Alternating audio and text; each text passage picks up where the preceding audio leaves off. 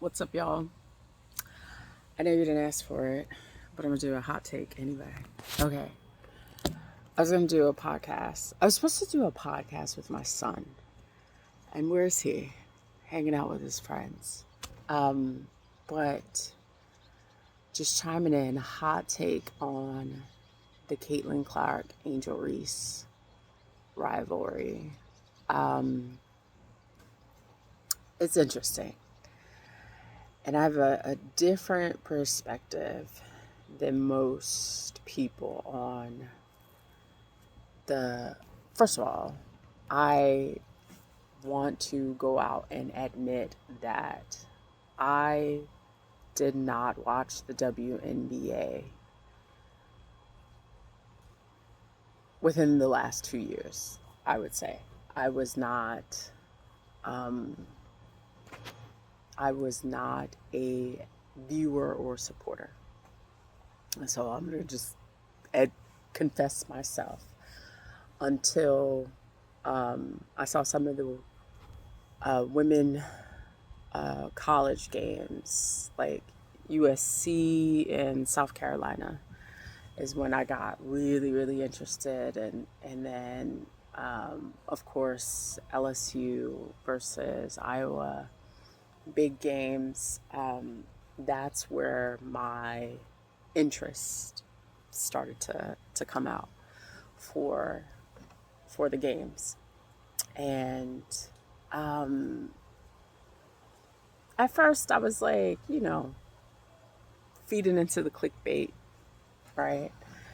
Um, and things like that. And my hot take on um, Angel Reese.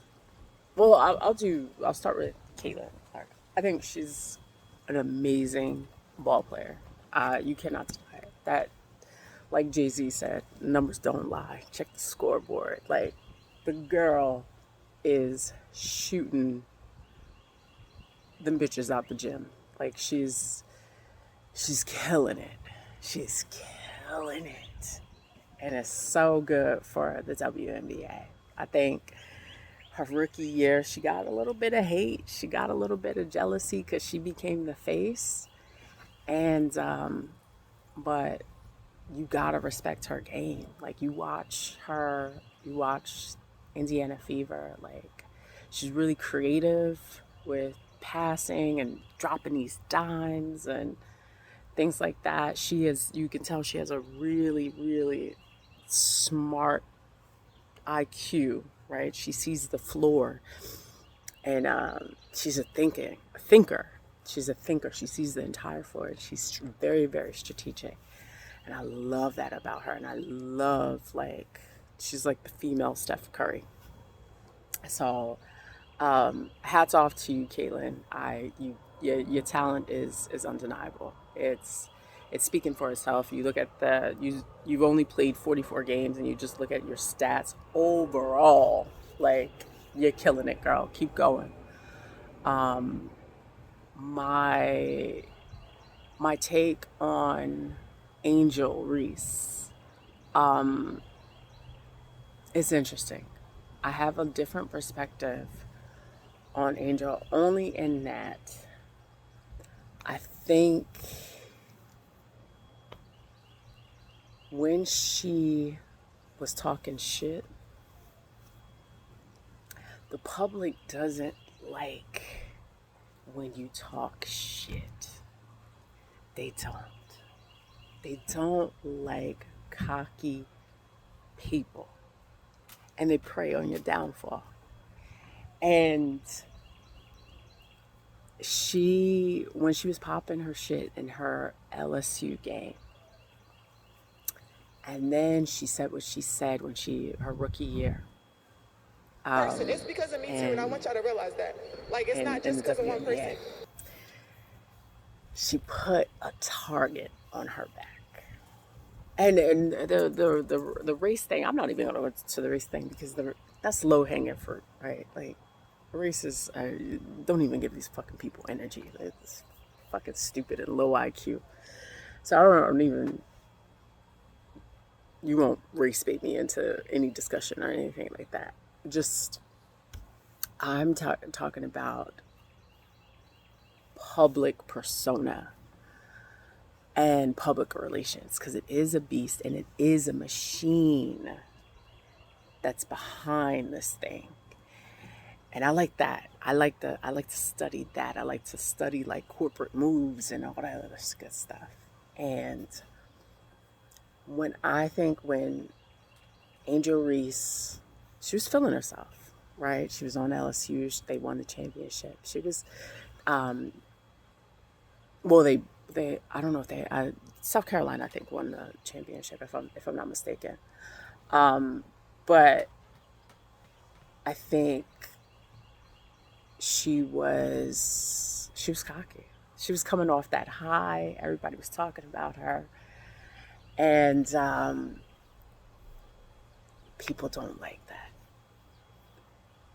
Even if you are hot, and I talked about this, I'm like, even if you are this shit, there's a way in which you sort of kind of, you fake be humble, right?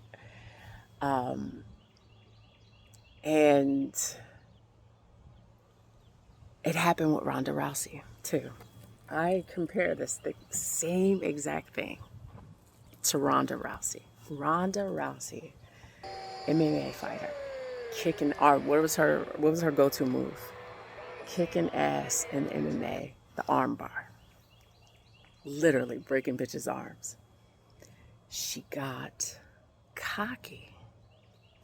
And people wanted to see her lose. And when she lost to Holly Holmes, everybody's like, yes. And I will admit, like, I was kind of like hoping Holly Holmes. I always go for the underdog. That's just, my personality type. So when Holly Holmes, kicked her ass, it was like everybody celebrated her downfall. And I compare Angel Reese to Ronda Rousey. When you are talking shit, it's almost like she needs a PR firm, a machine behind her. Because when you rise to fame, the public support, how you get public support and garner that, you have to be very, very, they're wishy-washy. Fans are wishy-washy, Look at Britney. Loved her one day, tore her down like the next. You have to somehow, I don't know what her bag is looking for, like, but I wish somehow she could get a public relations firm behind her and things like that. Yeah, even with the men too, like, Mayweather, Mayweather, cocky ass shit.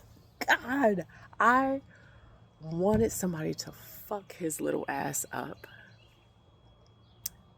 And he's the best defensive fighter. You can't deny it. You can't deny it. But he's so cocky. I wanted Canelo, somebody to whoop his ass. But now he's one that, you know what I mean, he backs his shit up totally, 100%. And I've grown to love him, actually. But at first, like, I didn't like Mayweather. I thought he was too cocky. And so that's my thing. Like, I think with Angel Reese, more than any other the other stuff that's going on,